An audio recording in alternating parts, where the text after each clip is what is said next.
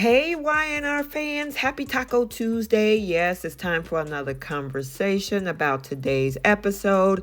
I'm telling you, look like everybody was trying to get on Lily's nerves in this episode. So much family drama.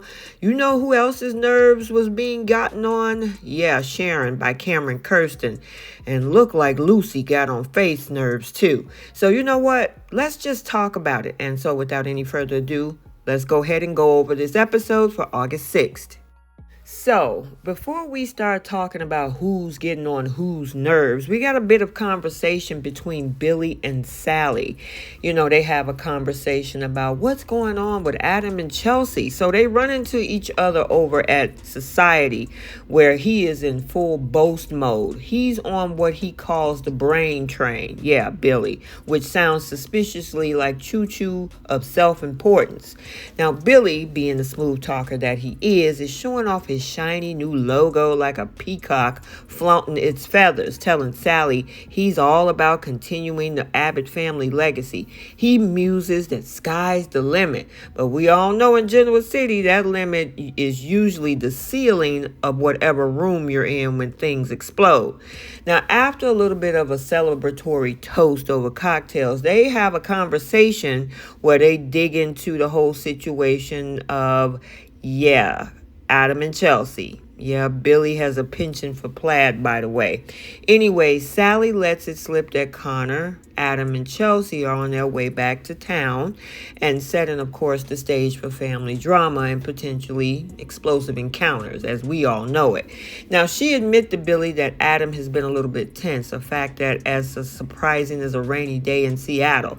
Now, Billy, never the one to let a good opportunity for meddling pass, insists that he only wants to help, though he can't shake the feeling that there's something else deeper here that's amiss.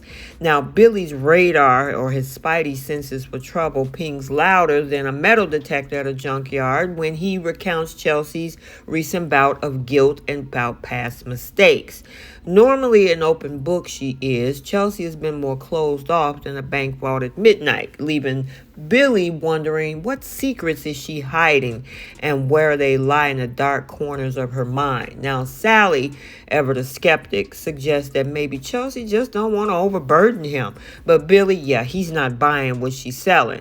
Now, as their conversation shifts, Sally confides in Billy about a heartache of losing her and Adam's baby, Ava, about a year ago.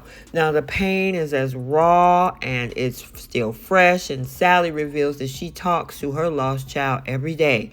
Adam, though, it seems, has locked his grief away, leaving Sally to even wonder if he's forgotten about Ava entirely. Now, Billy, reflecting on his own loss of his daughter Delia, offers understanding. Now, Delia, with her giggles and magic, left a gaping hole in his heart, and he tries to fill that up by living up to being the father that she would have wanted him to be.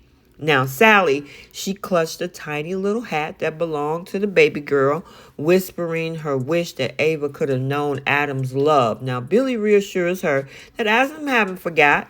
He's just trying to be the best father he can to Connor.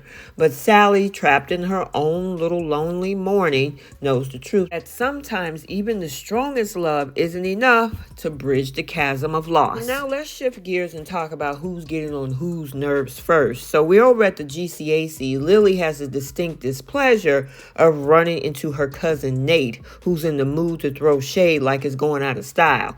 Now, he's taking verbal shots at Billy, which Lily finds appealing as a root canal. Now, Nate, not the one to miss a chance to stir the pot, accuses Lily of dashing Devon's dream of a united family business. Lily, she stands firm, insisting that love triumphs business decisions, even if history suggests otherwise.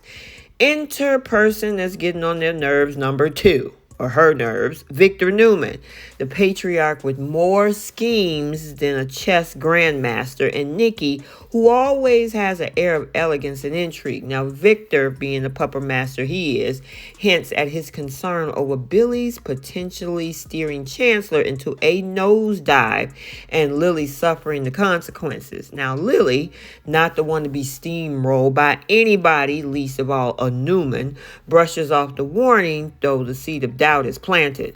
Now, Nate, still licking his wounds after his run-in with Lily, is approached by Victor, who urges him to nudge Lily from Chancellor. Now, Victor's motives are clear as mud, but Nate suspects that Lily's determination to prove herself will lead her down a dangerous path, and in that case, she's gonna fail, according to Victor.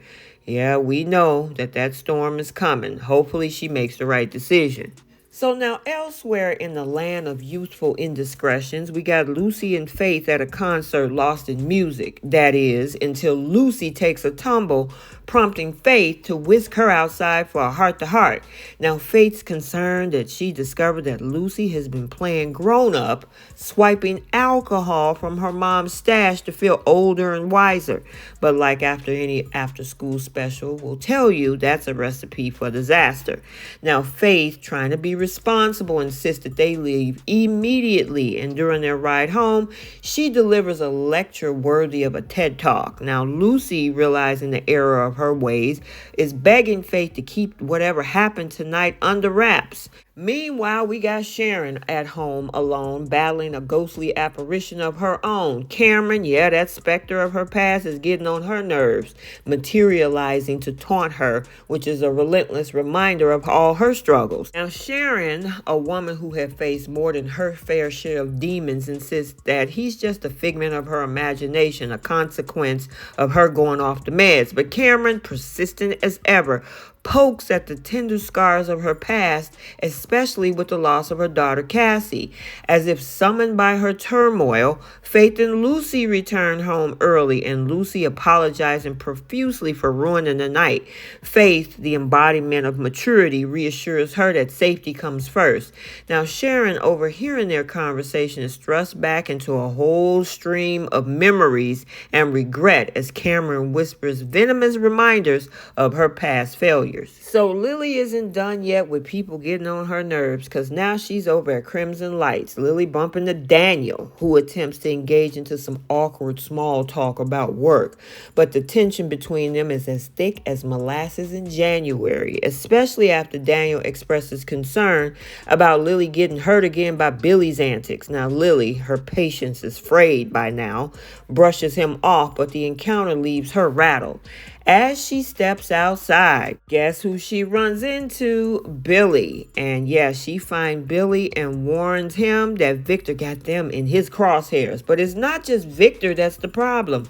Billy is. And in a dramatic twist that will make any soap opera proud, Lily announces that she made a mistake and she dropped that bombshell.